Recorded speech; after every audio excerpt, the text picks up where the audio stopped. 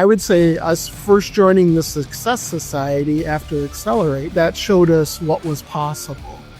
And then the ability to get in front of guys like Charlie, Gindel. You can't put a price on sitting around and talking to Charlie. And now I'm in Vince Nardo's group. And again, the stuff just oozes out of these guys. And to go and sit with them 3 and 4 times a year for 2 to 3 days is invaluable, as well as to be with other people that are going through the same things you do.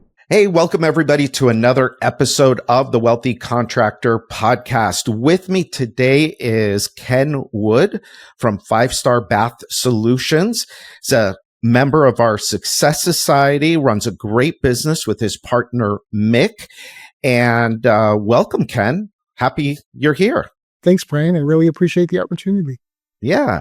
So I've known you guys now, like 3 years, I think, 3-4 years. 3-4 years, yeah. Yeah. And I finally have come around to inviting you. And as we talked about earlier, I mean, you guys, I could have had you on last year because you guys have made so many strides in your business and you've learned some tough lessons too over the last few years. And so I thought it would be, a great conversation to learn about you, learn about your business and some of what you've encountered over the last few years being in business for yourselves. And so why don't we start off with a little background? Cause you guys have a very interesting kind of background, you and Mick. So why don't you give us the kind of 2-minute version of your background? Sure.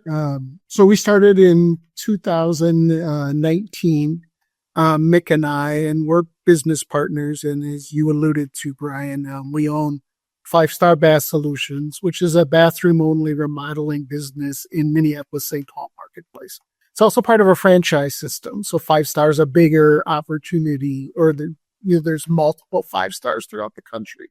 And Mick and I go back probably 30 years. I used to work for him. One of my first jobs out of college, actually, was working for him.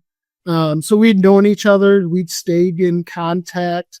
We got into the home building business together. So it was a unique home building business. More of a do-it-yourselfer. We taught people how to be their own general contractor. And we did that for about 5-6 years. Mick was running it at that point. My background is finance, and I was the CFO. And so we were doing business in about 13 states, helping people be their own general contractor. That all kind of blew up in the crash of 2008. And so we went our own separate ways. I went back into corporate America, and my wife said, "You got to go get a job," because I wasn't making any money building houses. And Mick went to work for a company called Cambria, which is a national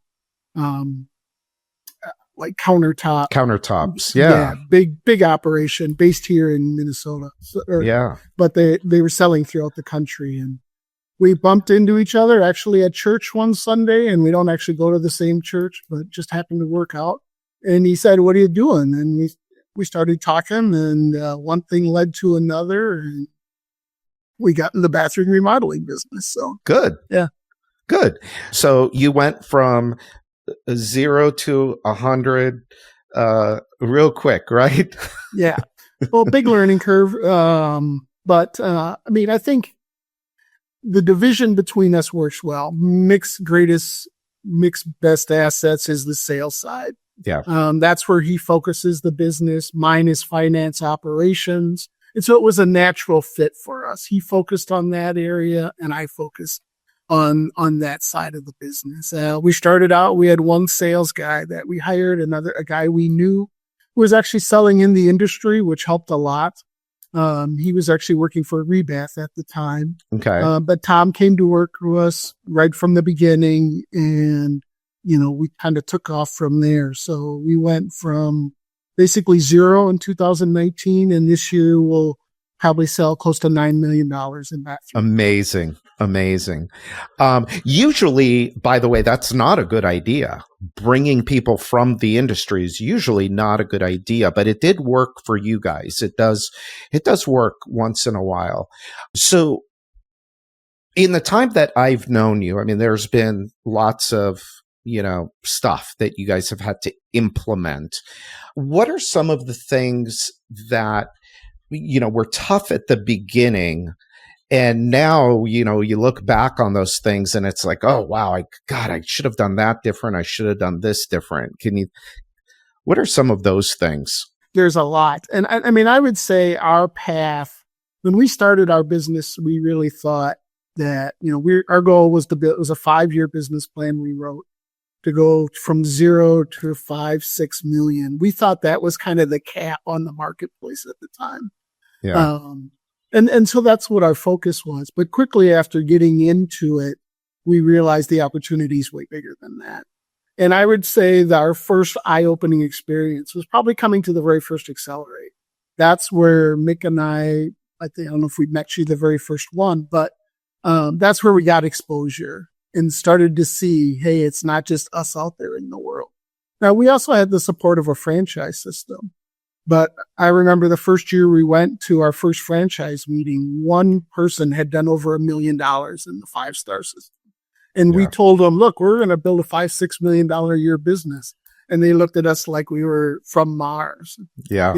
And I would say, I think it was in 2020 that we went to the first Accelerate. And that really opened our eyes. And then actually just reading your book as well, was a great start and great exposure. So we learned what was possible. We also started to learn, like, how do you, instead of working in the business, how do you start to work on the business? Those are some of the best tools that, I think we received early on in the process. And it takes a long time because literally when we started, there were 3 of us, plus we hired some outside installers. So we were going out to every job site. We were, you're just doing those baby steps to keep alive, and then obviously COVID hit and, and they were like, oh God, what did we just do? We mortgaged our houses. We put all this money in, we did all this stuff. And is this going to work out? And what we soon found out, which I think was good across the whole home services industries, COVID was good for a lot of people. And it was good for us as well. Yeah. You said a few interesting things there. So, franchises, I think you and I have had this conversation, and I've had this conversation with, there's a couple other guys in the group that are also part of franchise networks. They're not really always geared for people like you, especially in the home, in our space. A lot of franchises are, if their franchisee gets to $1 million in revenue, that's like huge success. Huge. They're not really designed for $9 million, franchisee. And that has its challenges. And so by you coming to an event like Accelerate, and it really like, oh my God, wait a minute. There's people that are doing 30 million a year in baths, wait a minute. Did we misjudge this whole thing? And the great thing about you guys is you're implementers. You take the information, but you actually go and you do something with it. And that's the biggest difference, as you don't get to even $1 million without doing, but to go from 1 million to 5 and then 5 to where, 10, where you guys are going, they're different businesses and you have to be a different person. You're absolutely right. Franchises are geared to create a job, build a business. Right. And there's a lot of good use for them. And there's a lot of great people in the 5-star system. Yep. But what I would say is, I would say 0 to 3 million was I make the world simple. So it was simple. You just followed the script. You worked hard. You invested dollars in, you made it work. But, I would say us first joining the Success Society after Accelerate, and we didn't do it right away, but, you're right. That showed us what was possible. And then the ability to get in front of guys like Charlie, Gendel, and, he was you were the first one actually. Mm-hmm. Started with you, but then as Success Society grew, you got, you can't put a price on what sitting around and talking to Charlie does, and now I'm in Vince Nardo's group. And again, just the stuff just oozes out of these guys, and to go and sit with them, 3 and 4 times a year for 2 to 3 days, is invaluable, as well as to be with other people that, are going through the same things you do. I mean, you're not unique. We're not special from that perspective. So the other coaches, that you get in front of, I mean, I'll never forget the first time I saw Scott Berman talk at Accelerate. And I thought, he's hiring 12 sales reps every 2 weeks. I mean, to me, that didn't even seem as possible. Now, I'm still not hiring 12 every 2 weeks, but just to listen and kind of watch guys like him and the story they've got is absolutely invaluable from my perspective, and helped us to look beyond the franchise and go, look what these guys are doing and what can I learn from that? And then try to take back, as you said, and implement on our side. It really is. It's fascinating to watch. Are you guys the biggest 5-star bath franchise? The largest actually in Detroit, run by a gentleman named Dean Hartley. Dean. He's also the brand president. So I kind of look at it as a corporate owned store, but it's either us or the Atlanta side, Joe McSpadden down in Atlanta. We kind of push back and forth for 1 or 2 outside of Dean, but yeah. But now, I mean, I would say we've changed the whole franchise system. I'll bet you have. I'll bet you have. Because, we're asking all kinds of different questions, right? It's not just do from a marketing perspective. This is a sales and marketing business. So it's not just, put Google in, do Angie's Home Advisor. Now you got to start to go out and look. And I remember talking with Charlie, back to Success Society for a second, and him telling me, no, you got to go in the presentation he did. No, you got to go find 20% new leads sources every year. Right. Not just get more aggregators, right? Yeah. You got to do different things. So there's just lots of almost they are actually invaluable lessons to pick up from that. Yeah. And, a lot of people will, they'll see that and they'll say, like a Scott Berman, I'm hiring 12 every 2 weeks. Well, but what you guys understand, and I think most of the members of Success Society understand, is that, wait a minute, the fundamentals of the business don't matter. His is a little more complex. It's a much bigger company, but the fundamentals that he talks about are applied, whether it's 12 every 2 weeks, maybe it's 3 or 4 a month, but still the principles, the fundamentals are the same. You have to train people. You have to hire them the right way. You've got to train them the right way. You got to give them the opportunity to leave if they're the wrong people.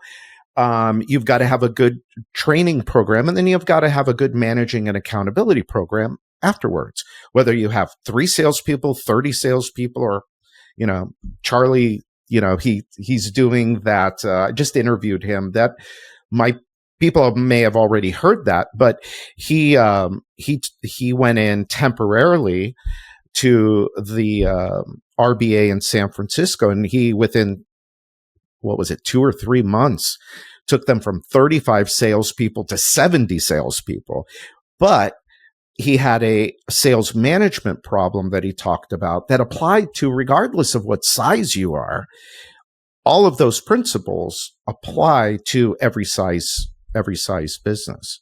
I mean, that's absolutely true. I mean, you're still doing all those blocking and tackling every day. Are you recruiting? I remember you telling us when we hired, I think it was our 3rd or 4th, and you're like, hire 3. And we're like, look, we just want to hire 1. And you said, no, hire 3 because 1's going to work out of 3, and to get that feedback on a regular basis, is great. Most people get all tied up in their day-to-day world, and it's hard because running this business it's hard work. This is not easy. I mean, you got to put effort in if you really want to grow it and make it and build something. But it does take you starting to making sure you're working on your business and not in your business. And that is whether you're the one doing the hiring or you're just putting the pieces in place to do it. I also remember like Tim Brown and listening to Tim talk about, his struggles early on and, watching the success, that he's had over time. We had to crack his head a couple, and he doesn't mind me saying this, but for a year, we were boom, boom, boom on him to make the changes that he needed to make. But like you said, it's not easy. And the whole, like the advice of, you're looking for one salesperson, hire three. To most people, that's like, wait a minute, that doesn't make any sense. I need one. Well, yeah, but the chances of you getting the right one the first time and placing all your bets on that one person, you're setting yourself up for losing a lot of time, let's say, time and money. And so, yeah, sometimes it's like we have to go against what seems like common sense. But when you're surrounded by people that are all telling you the same thing and telling you, hey, look, man, when you come back here 3 months from now, we're still going to be here to support you. And when it works, we're going to celebrate that with you. And if it doesn't work, we're going to talk it through and you're going to do it again. And then when you come back, you're going to have it figured out. It's about speed. It's about confidence. And it's about getting those capabilities to be able to do the things that you need to do to grow your business. It is that. You call it, it's tough love, but it's done not to make you wrong, right? That we ask each other the tough questions. And when you get in the hot seats and, you're presenting something, at first time, it can be super intimidating, but as you soon learn that we're all facing the same stuff. Yeah. My problem might be sales management this quarter. Hopefully I get that resolved or get us on a path, but then it could be a production or it could be that. And we're all going through the same thing. We're all trying to get leads in the door, convert them, fill our calendars every day, sell X% of them, and then get them installed and walk away and get a 5-star review. And make a really good profit. That's right. And make money. And that's the other great thing about, Success Society, and the Wealthy Contractor and all. I want to thank you. I think my first exposure to you was your podcast, but, and then the ability to get to accelerate and then, letting us into Success Society, and now expanding it, it's kind of crazy how many watching and being around all these people, and you build what I believe will be lifelong friendships. You do out of this as well, and you look forward to seeing the people back every quarter, and now we get to meet new people, and there's just a lot of positives that come out. You were talking, and you said this at the beginning also, but I like to get your actual, what do you consider in the business activities and what do you consider on the business activities? We just did this exercise the last time. I think, I can't remember the exact titles. It was like technician, manager versus like owner, founder. And the time freedom breakthrough tool. Yes, yeah. And it was eye-opening to me, when we did it, because I'm a natural doer. That's what I am. I do stuff. I fix problems. So me to stop doing that or stop working on that, takes a lot of time and effort and a different mindset.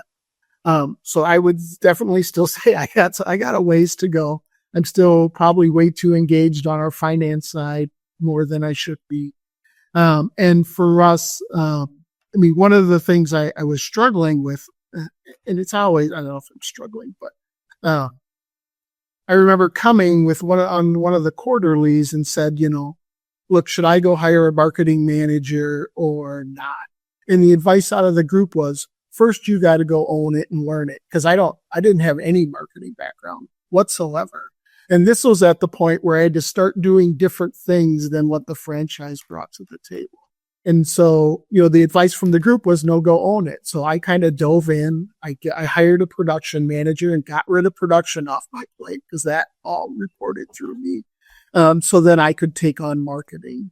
And now I'm still engaged in marketing, but I'm working like right now. I'm looking for, all right, now I'm ready to hire that marketing manager because we again have to start do different things. I'm almost out of, aggregators that I have to have. We've hired an events and show manager to get going. I've got my first brand ambassador hired, so there's different pieces. So for me right now, what some of the things I'm doing, I'm still managing marketing on a day-to-day basis. I'm still managing finances on a day-to-day basis. So those are two of the things that became really clear when we went through that exercise that I can't, if I want to take this to the next level, and we put it together, we're working on finalizing a plan to make this a $30 million business in 5 years. Exciting. And so, yeah. And, we're also looking at some geographic expansions as part of this. That means that's not going to happen unless somebody's starting to think about, how do I open a satellite location 4 hours away? Right. It doesn't just happen on its own. Somebody's got to, own that and start to thinking about that. And, I need to go hire a general manager for down there who can then, do those types of things. So there's a lot on a day-to-day basis that I will continually have to work at personally. Okay, but hold on a second. So let's use the marketing manager as an example, because you've heard this a lot of times in the group, is that we as entrepreneurs, first off, you said about fixing problems. So when we went through the exercise, so I created this exercise because it was, how do we determine what is our highest and best use activities? And so what I did was I broke down all of the activities inside of a home improvement business. They said, you're either going to act like a technician, a manager, a builder, or a visionary. And then we went through this whole exercise of how are you using your time? And then how do you start to get rid of things? And when you said fix problems, that is our unique skill. So one of our unique skill sets as entrepreneurs is we know how to solve problems. Put a problem in front of us and we will come up with a solution. Now that's great at the beginning, but as we grow, what happens is if we're the problem solver, now every fire becomes our problem. We become a firefighter. So now all day is spent fighting fires. You go home exhausted and your partner asks you, so, why are you so tired today? What'd you do? And it's like, man, I was fighting fires all day. I didn't do anything. I didn't get anything done, and we have to be careful of that because we're just good at it. We just know how to do it, but it'll keep us small. Now, the whole marketing thing. So the reason that we always give that advice is because people always say, I want to hire a marketing manager or sales. Those are the two popular ones. And then it's like, okay, well, talk to me a little bit about what are they going to do? Well, I want them to set up my marketing department and find what works and this and that. And I'm like, okay, but hold on a minute. You don't have a system in place. You don't have a budget in place. You don't know what works right now and what doesn't work. So basically what you're saying is you're looking for a unicorn. You're looking for somebody to come in and completely run your business for you. And you think you're going to be able to get that person for 60, 70, 80 grand a year, which is all you can afford because you don't have any money. Is that the story? Yeah, and that's pretty close. It's pretty close, right? And it's the same thing with the sales manager too. I had a conversation with one of our members and they're hiring a new sales manager. And this is like their third one. And they, we were on a coaching call and that wasn't even the topic, was the sales manager, but it just happened to come up. And I said, wait a minute. Let me ask you something. So you want this person to recruit and hire and train salespeople for you? Yeah. Okay. What is this person's background again? Oh, well, they sold, $2 or $3 million a year at this other company, and they were acting like the manager. And I said, okay, great. Did you ask them if they'd ever hired a salesperson before? No. Do you have a good system for hiring salespeople? No. And so how do you expect this person to like succeed in their job if you don't know how to do it? They've never done it before. So what? Now you're going to figure it out together while you're paying this guy whatever you're paying him. So people do this stuff, and look, part of the thinking is right. It's a who, not how question. But when you're a smaller business, like a Scott Berman can go hire any marketing man. In fact, he hired the best recently. I saw that. Amy. He just hired the best. Okay. Now, why can he hire the best? Well, one, he's got a system. He's got a budget. He already knows, okay, this is all of our statistics. Now you say, okay, here are all the numbers. Here's our performance, what works, what doesn't. Now go make it all better. Here's your budget. Go make it better. You could do that. Definitely. But when you're a $2 million company and you have a $200,000 or $250,000 marketing budget, and you don't know what works and what doesn't work, how the hell are you going to hire somebody good to come in and do the hardest job in a home improvement business? Yeah. So anyway, it's like we're looking for unicorns. I think you're right there 100%. The right advice was, hey, Ken, you go own this, right? Yeah. You go figure it out. You understand the metrics, the KPIs, because now you can set the table and you can hold them accountable.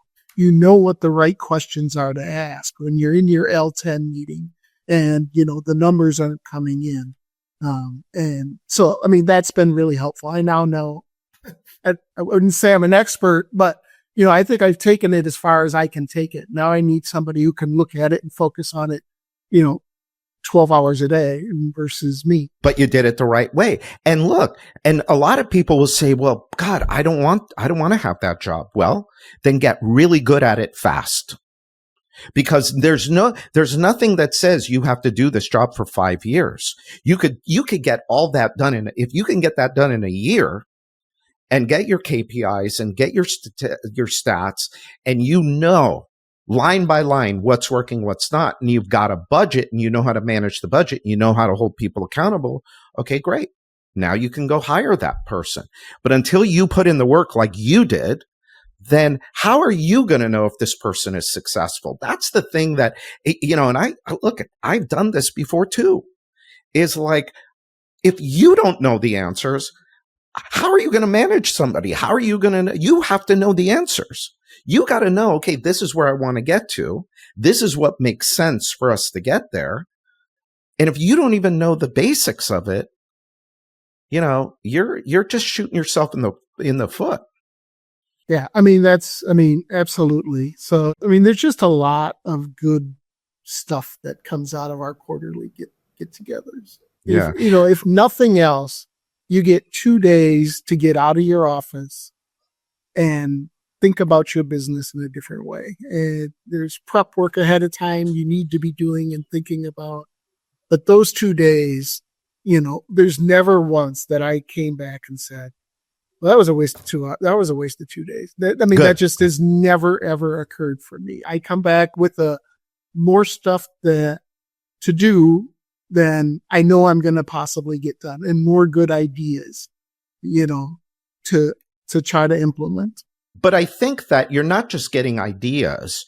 What you're getting are the actual things that you need to do to grow your business. It's not like, the one thing just by nature at Accelerate, we have to cover a lot of topics over 2 days. So I always start off with that funny fire hose slide, because that's what Accelerate is. It's 2 days of being fire hosed. But when we're get together for our intensives, we're focused on this, like in November, we're doing planning and profitability. One of my goals for next year is I want to get everybody on the same chart of accounts. I want to get everybody looking at the P&L the same way so that we can help each other, so that we can report on P&L, because we haven't done a really good job of that. And so I want to make sure that we're focused on, because every meeting I talk about profit, every single meeting, I beat it up. You think I talk about it a lot here on the podcast? Just, if you get in the room with these guys, ask them, I beat the crap out of them about profit. Because, why are we doing this? Well, you've been down that path, right? With your story. Oh, yeah. Right? I mean, you've done that. And yeah. When so you now lose you're trying to help everybody else. Yeah, when you lose everything, you've got no money at 40 years old. It's not a good feeling. And so, the more people I can help avoid that fate, the better, I think the better my life is. So, okay, so you're doing marketing and finance, which, by the way, my mentor, Dan Kennedy, for years, I mean, he still says it. The last thing that any owner should give up is marketing and the checkbook. And so those are the two things that you, interestingly, are working on. But I love this because now, look, you're probably spending $1 million plus a year on marketing. That's significant. So now you have to have somebody that can manage $1 million budget. And you, as the owner now, has to know in your level 10 meeting every week, okay, are we on track or are we off track? Here's the number of issued leads we needed this week. Are we on track or off track? And if they say that we're off track and we goes to the issues list, now you could have a conversation to help them through it and say, okay, what about this? Did you do that? Did you do this? And because if you didn't have the experience, how are you going to know?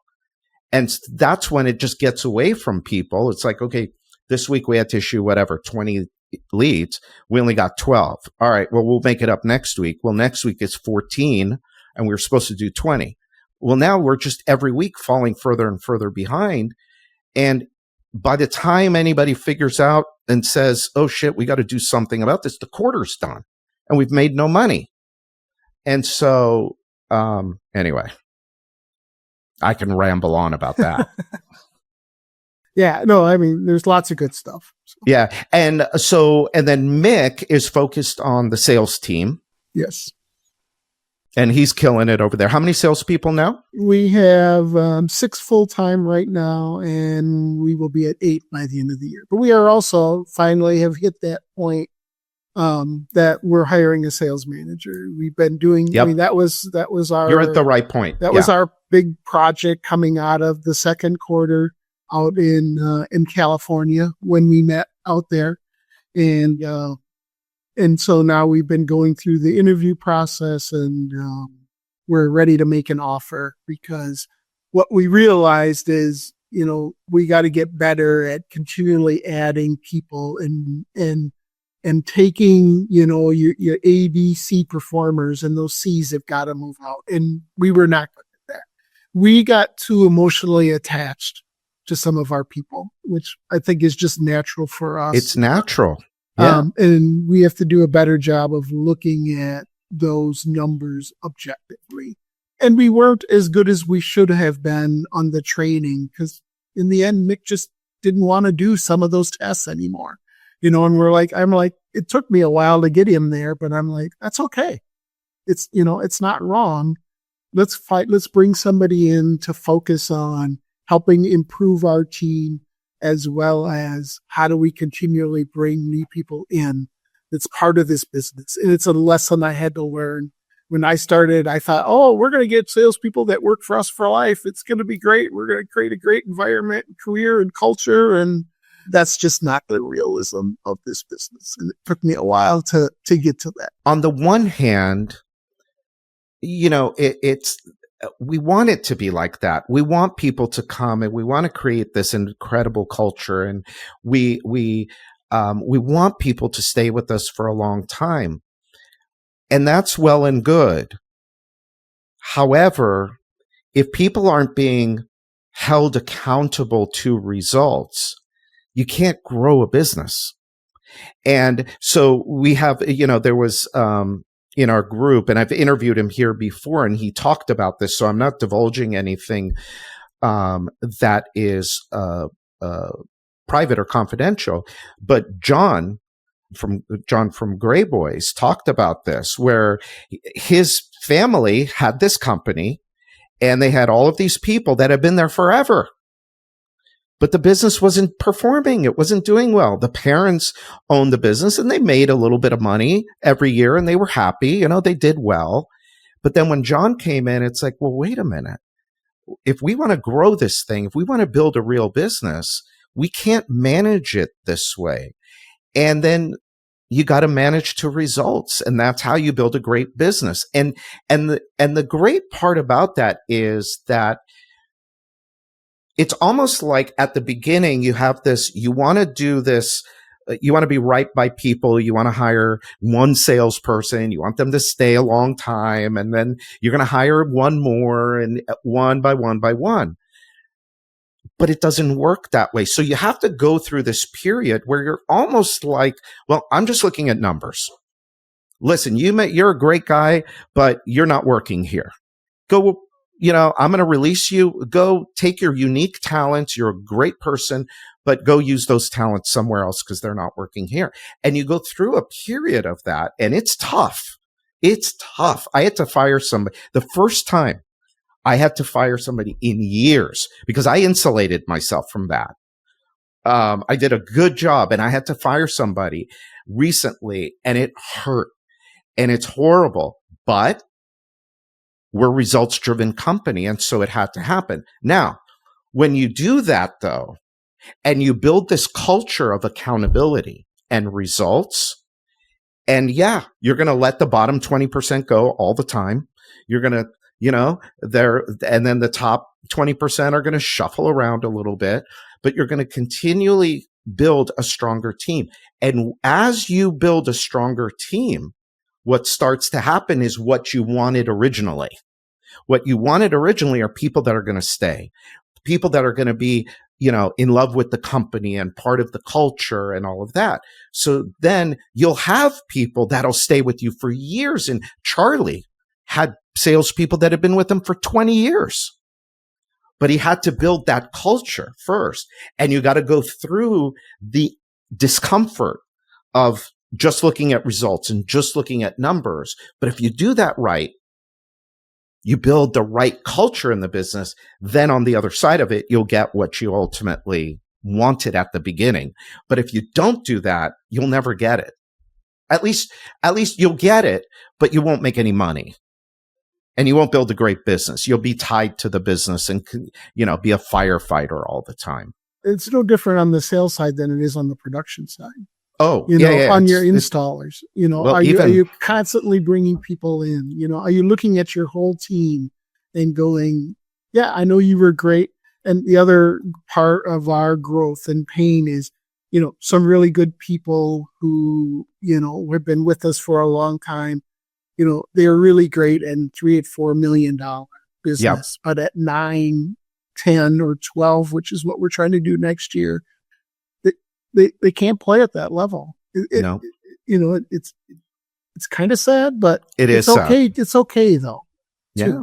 I mean, they're not having fun either. You got to remember. No. Because when you start to hold people accountable and their feet to the fire in those L10 meetings and your quarterly reviews, that shines out, back to, are you on the bus or off the bus? And this is where we're going.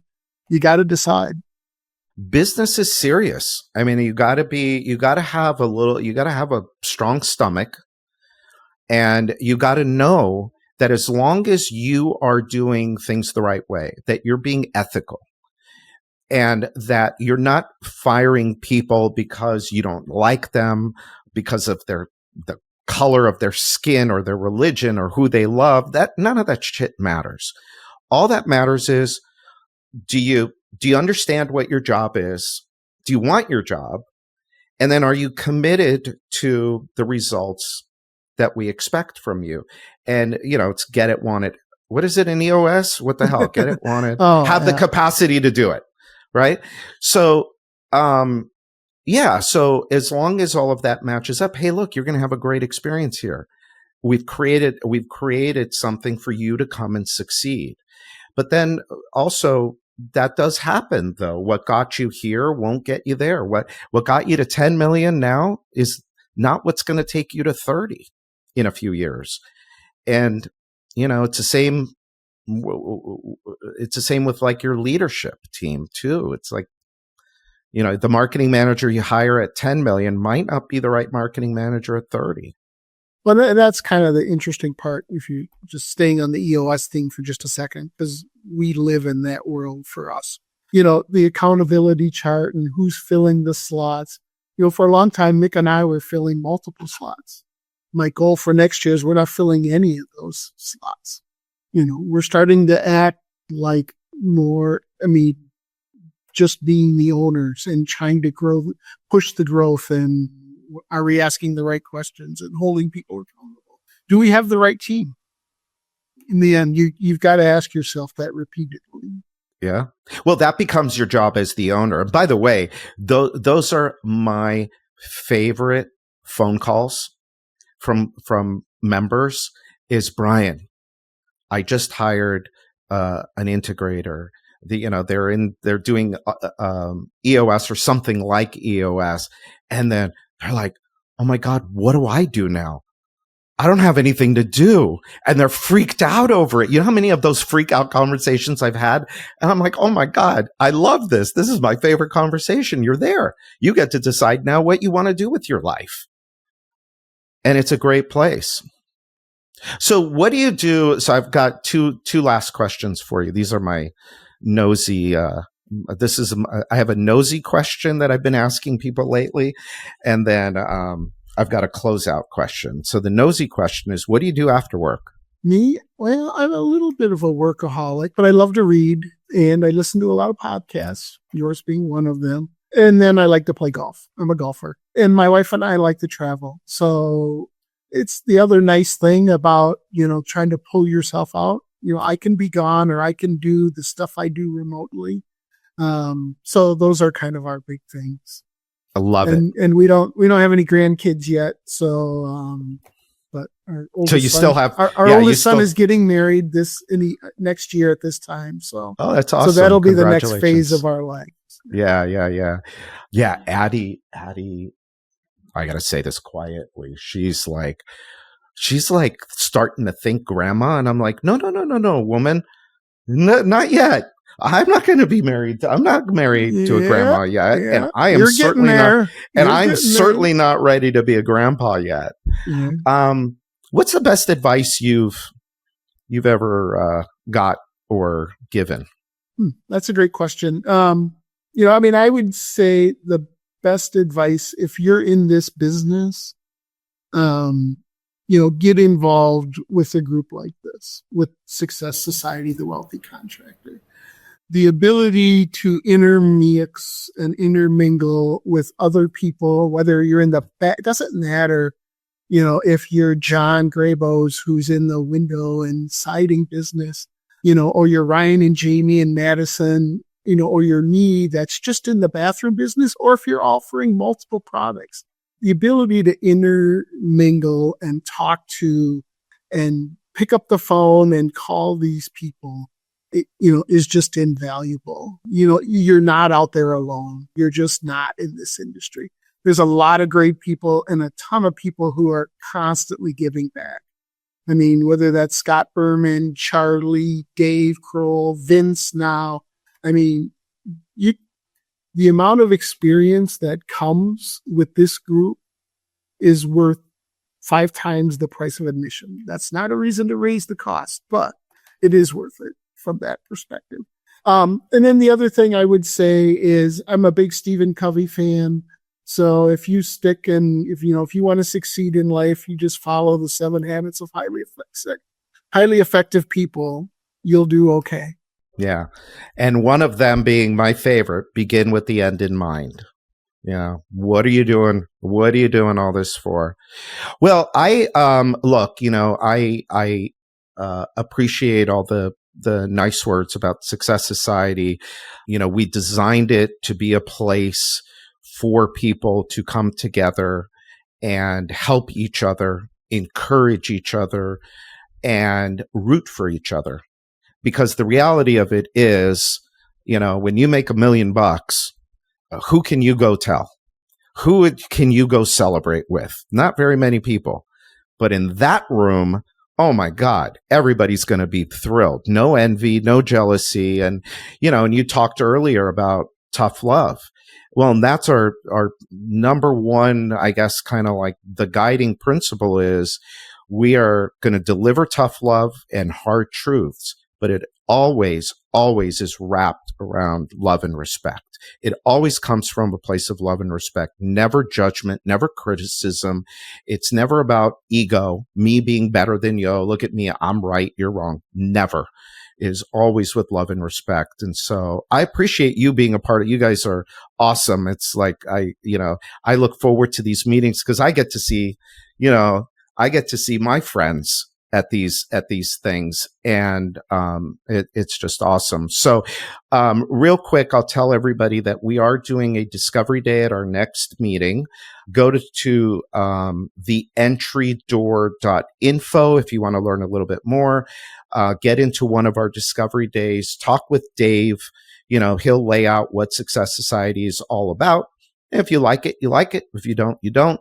It's not for everyone, but if you're really serious about growing your business and doing it fast and having a support system in place, I got to say this, I am constantly in awe and just humbled by the people that have kind of, that contribute to the Wealthy Contractor, like Scott Berman and Vince Nardo. They're not there for the money. I couldn't pay them enough.